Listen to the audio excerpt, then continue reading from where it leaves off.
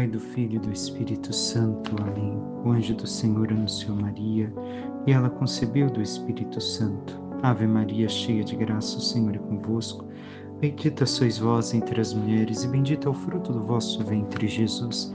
Santa Maria, Mãe de Deus, rogai por nós, pecadores, agora e na hora de nossa morte. Amém. Eis aqui a serva do Senhor, faça-se em mim segundo a vossa palavra. Ave Maria, cheia de graça, o Senhor é convosco, bendita sois vós entre as mulheres, e bendito é o fruto do vosso ventre, Jesus. Santa Maria, Mãe de Deus, rogai por nós, pecadores, agora e na hora de nossa morte. Amém. E o Verbo divino se fez carne e habitou entre nós. Ave Maria, cheia de graça, o Senhor é convosco, bendita sois vós entre as mulheres, e bendito é o fruto do vosso ventre, Jesus. Santa Maria, Mãe de Deus, rogai por nós, pecadores, agora e na hora de nossa morte. Amém. Rogai por nós, Santa Mãe de Deus, para que sejamos dignos das promessas de Cristo. Oremos, infundi, Senhor, em nossas almas a vossa graça, como vos pedimos, para que nós, que pela anunciação do anjo viemos a saber o mistério de vossa encarnação, paixão e morte de cruz, cheguemos um dia à glória eterna dos céus pelo mesmo Cristo, Senhor nosso. Amém. Caríssimo irmão e irmã, hoje meditamos a liturgia da sexta-feira da quarta semana da Quaresma.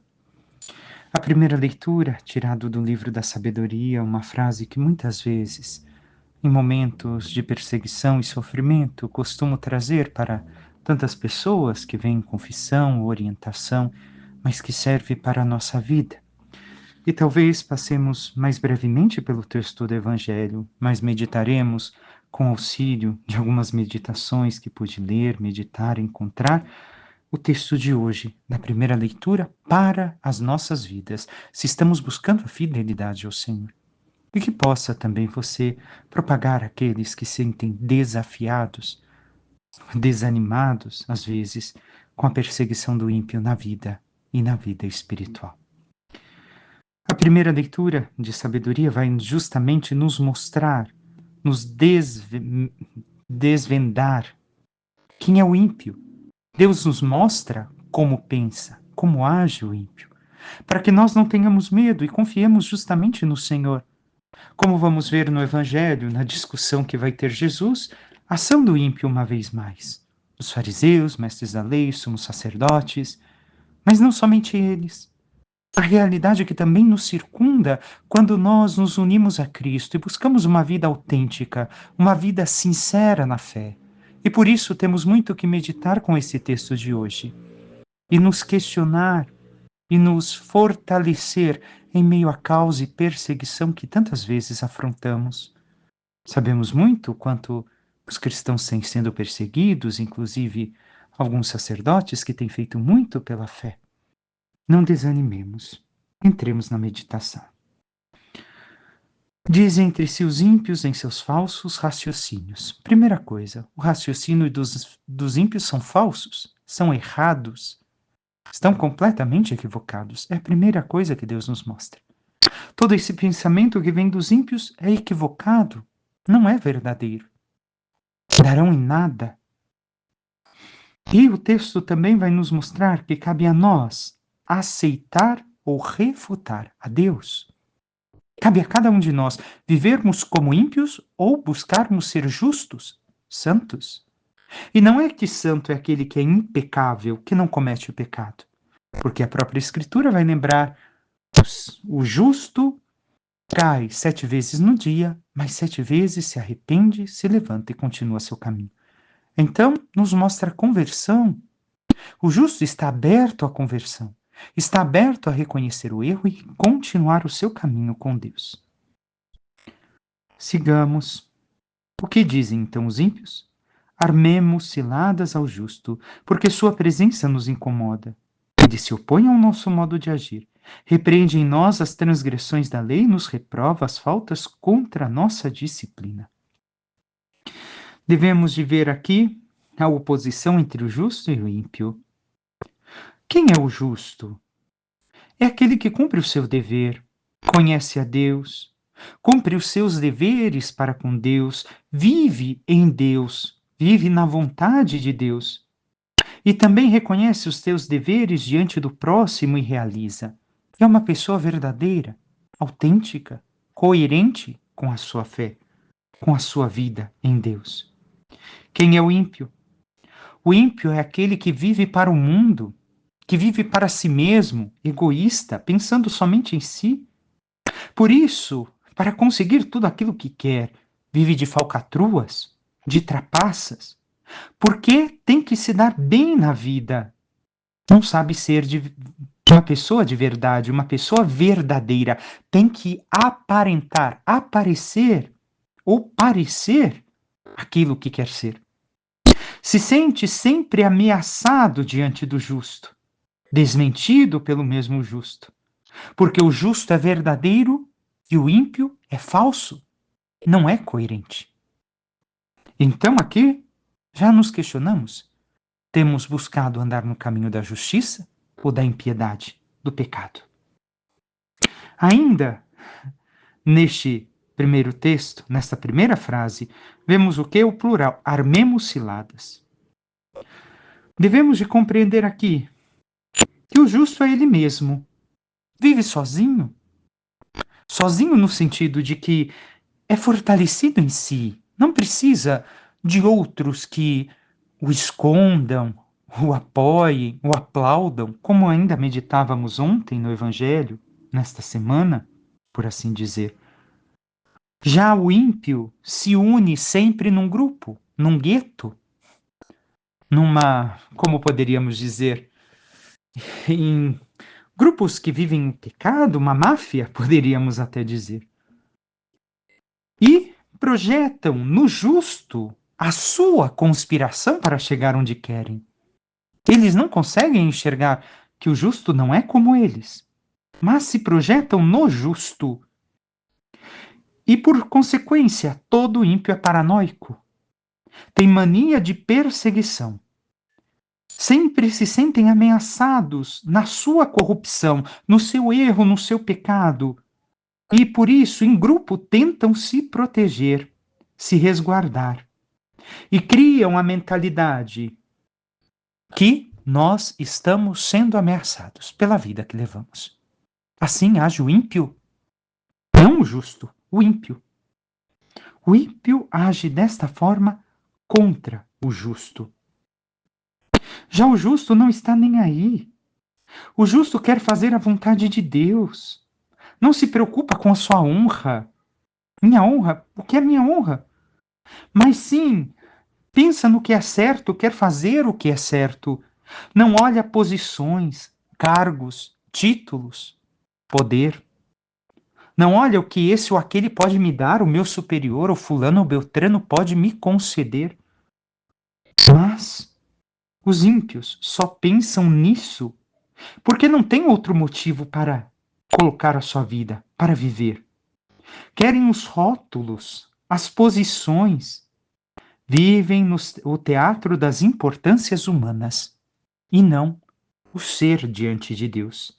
Enquanto o justo se preocupa com o seu ser, eu necessito ser santo, ser justo, ser aquilo que Deus quer de mim. Já vemos aqui grandes diferenças e já podemos auferir para as nossas vidas. O que passamos se estamos buscando, ou ao menos nos esforçando, ser fiéis ao Senhor Deus. Infelizmente, sempre será assim. Da parte do ímpio para com aquele que busca ser justo. Continuemos o texto. Ele declara possuir o conhecimento de Deus e chama-se Filho de Deus. Conhecimento e intimidade. Ele declara possuir intimidade com Deus e chama-se Filho de Deus. O que temos que compreender aqui? Que os justos não conseguem enxergar que muitas pessoas têm princípios espirituais genuínos que não são como eles, que não querem se aparecer, que querem servir a Deus, que querem estar no seu cantinho, rezando, agindo, fazendo a vontade de Deus em suas vidas. E que, sendo assim genuíno, pode se arrepender e converter o justo. Já o ímpio não aceita crítica, porque a crítica afeta a sua posição de poder, ataca a sua posição de poder. Não releva as coisas, porque não quer perder o poder, a aparência, o status que tem diante do mundo. Assim é o ímpio. E o que acontece aqui em chamar-se filho de Deus, só por viver de forma autêntica o justo, isso se torna uma crítica inaceitável para o ímpio, para o pecador, para o que vive de forma mundana, o que busca a glória, os aplausos desse mundo. Os justos não é que se sentem melhores e se chamam filho de Deus, mas os justos simplesmente imolam, sacrificam, oferecem sua vida para amar a Deus, renegando a si mesmo, negando suas paixões, suas vontades, as glórias deste mundo, os aplausos. E nisso os justos não. E nisso, aliás, e nisso é acusado pelos ímpios de vaidade. Olha como se sente melhor, como é vaidoso, como é isso, como é aquilo. Não consegue enxergar aquilo que é verdadeiramente, ou que busca verdadeiramente ser o justo. Sigamos ainda a leitura e a meditação. O justo, no versículo 15, sua vida é muito diferente da dos outros e seus caminhos são imutáveis. Somos comparados por ele à moeda falsa e foge de nossos caminhos como de impurezas. Quais são caminhos de impurezas? Proclama feliz a sorte final dos justos e gloria-se de ter Deus por Pai. O que temos aqui a ver para a nossa vida? Que a coerência do justo é inaceitável para o ímpio, para o que vive no pecado, para o que às vezes até está dentro da igreja, mas não vive como igreja.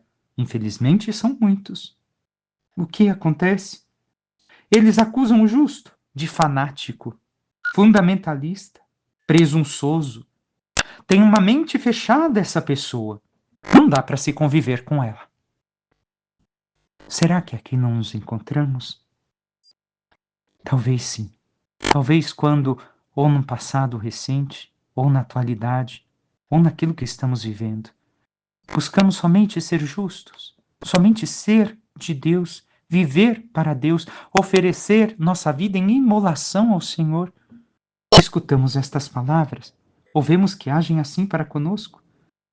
Somos fanáticos, fundamentalistas, presunçosos, orgulhosos, vaidosos, mente fechadas. Ai, não dá para conviver com essa pessoa, é muito quadrada. Tá errada. Não consegue viver o evangelho nos nossos tempos. Cuidado. Não desanimemos. Esta é a fala dos ímpios. Se estamos sendo coerentes com a vida cristã, com o ensinamento da fé, com amor a Deus, por que temer isto que falam de nós? Entenderemos o quanto é sofrido isso mais adiante na nossa meditação. Ainda mais, o ímpio, o que faz? Sendo político e não verdadeiro, tendo uma vida falsa, servindo as suas conveniências, as conveniências da vida, para chegar onde quer, para se manter onde está, para ter o status, o poder, a fama, o reconhecimento, aquilo que tem, o que acontece? Diz que a vida do justo é insuportável, porque desmente o teatro do ímpio, a sua vida de teatro. Por isso, deve ser eliminado, da maneira que for. Deve ser eliminado. De que forma nos eliminam quando buscamos ser justos?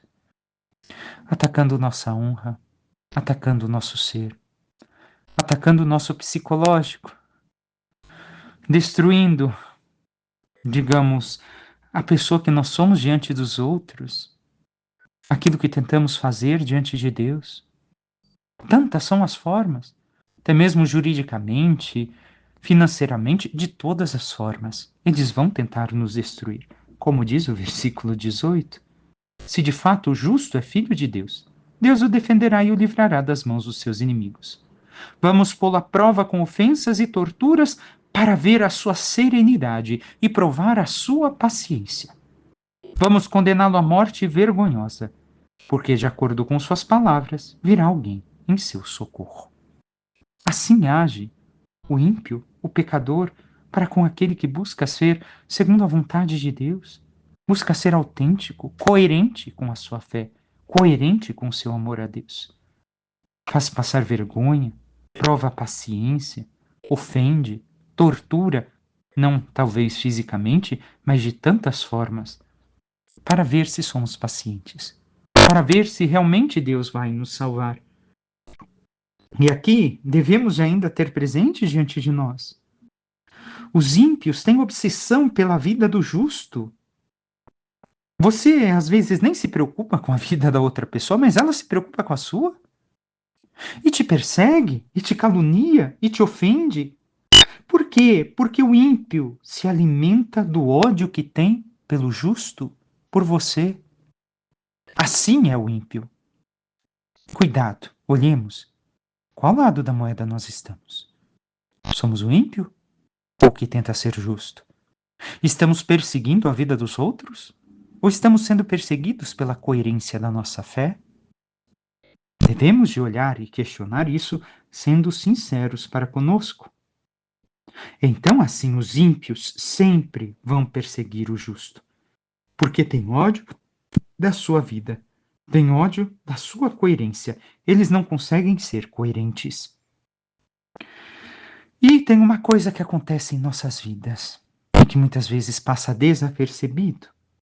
Por quê? Os ímpios nos excluem quando tentamos ser justos e depois acusam de nós termos nos excluído da convivência ou termos nos excluído do que quer que seja. Eles te afastam e depois te acusam de você ter se afastado. Foi fulano que se afastou, vou usar meu nome. Não, olha o Rafael lá se excluindo. Olha lá o Rafael se afastando de todos. Coloque o seu nome no lugar do meu. Será que alguma vez você não ouviu isso na sua vida? Ai, você está se excluindo da família. Ai, você está se afastando de todos os amigos. Foi você que se afastou ou te afastaram? Cuidado. Por quê? Porque nós devemos de ver que os ímpios massacram psicologicamente para poderem acusar do que te acusar, do que eles te fizeram. Você viveu essa situação, mas por que eles te fizeram?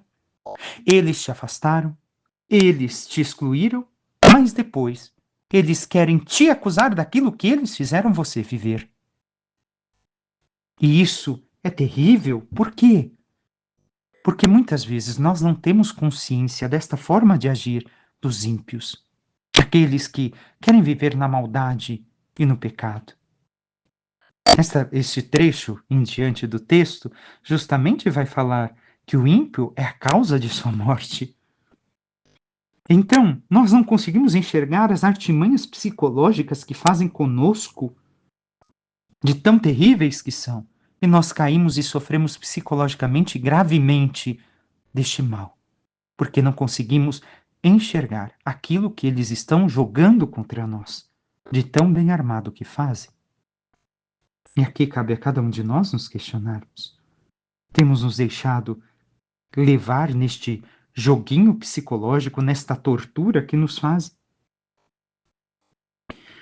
E sigamos encerrando o texto. Tais são os pensamentos dos ímpios, mas enganam-se, pois a malícia os torna cegos. Não conhecem os segredos de Deus, não esperam recompensa para a santidade e não dão valor ao prêmio reservado às vidas puras. Diz o texto, e é verdade, os ímpios se tornam cegos e se estrepam, sofrem as consequências de sua cegueira.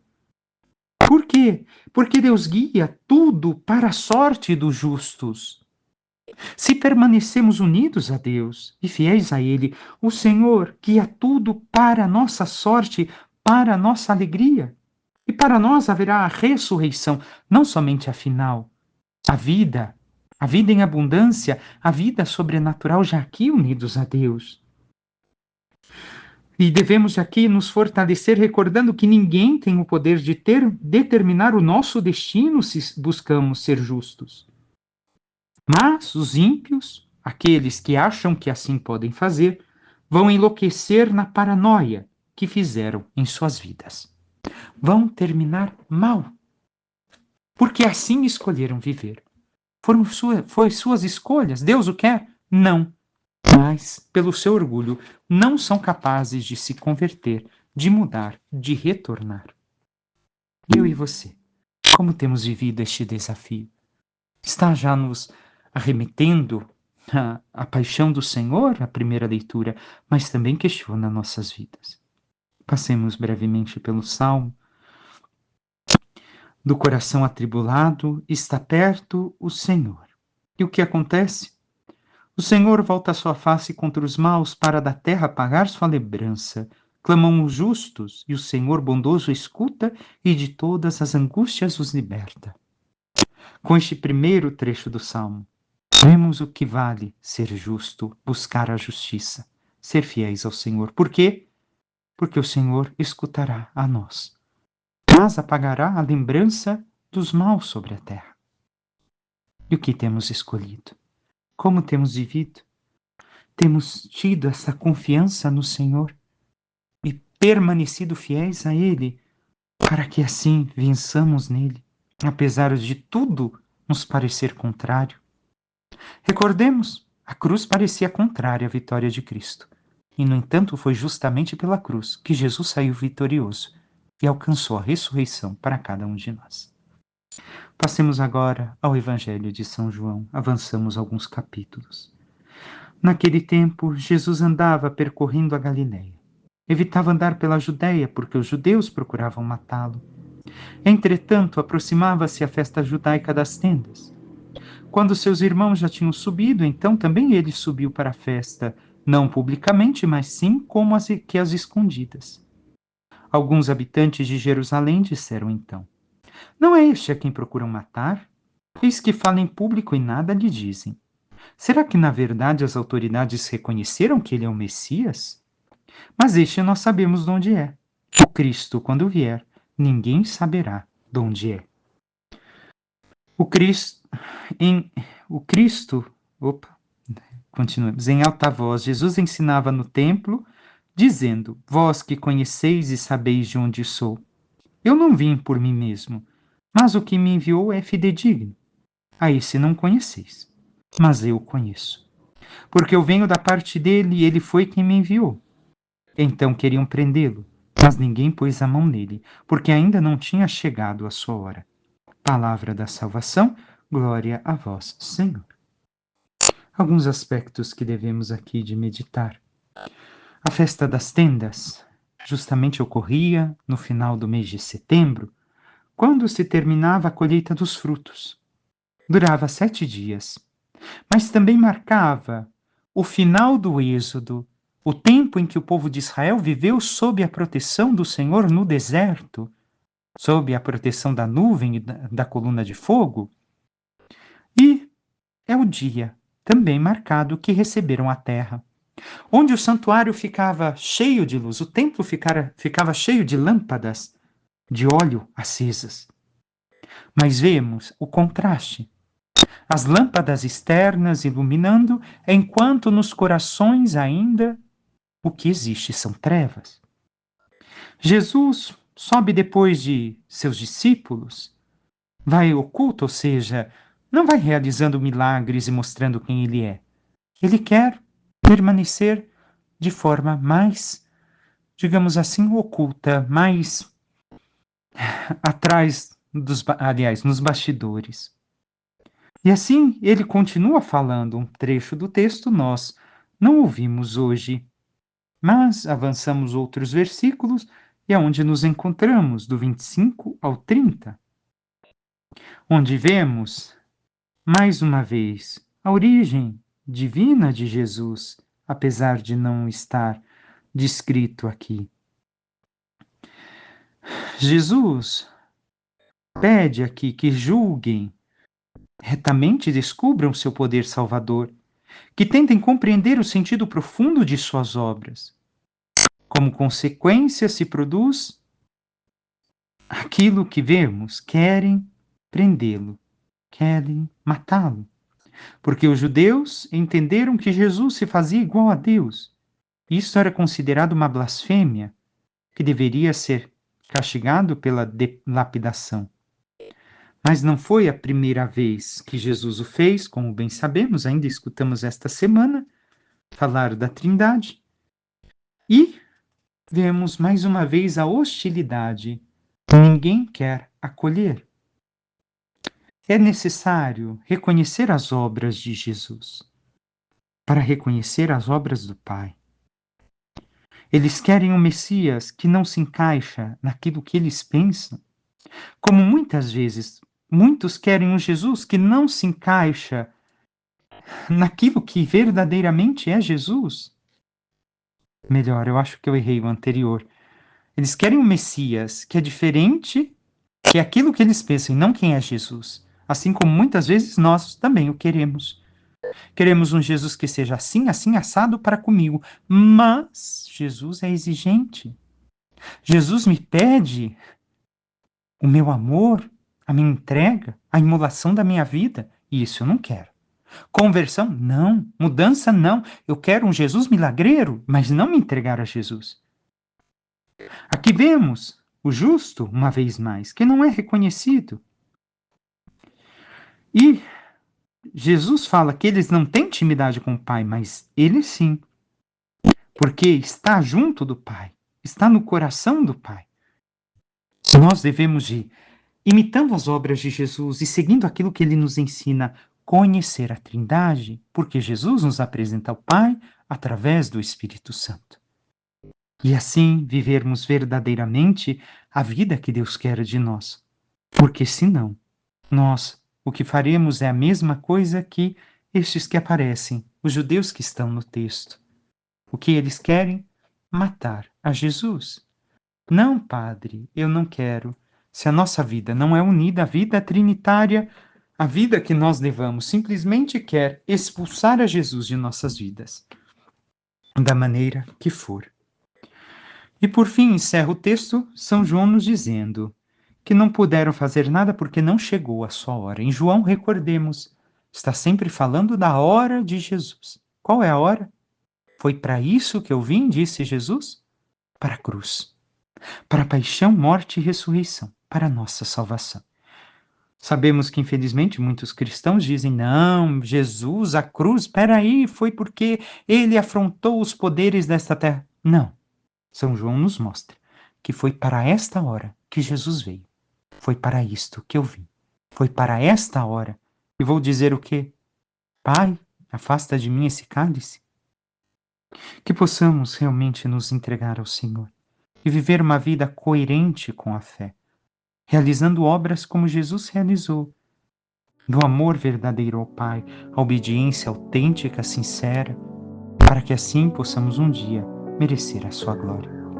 Peçamos à Santíssima Virgem Maria, nossa Mãe, que interceda por cada um de nós e nos ajude a vivermos uma fé coerente, cada vez mais ofertando e molando nossas vidas ao Senhor, buscando a santidade e a justiça, para que, vivendo sempre na vontade de Deus, iluminados e guiados pelo Espírito Santo, possamos um dia merecer a glória dos céus.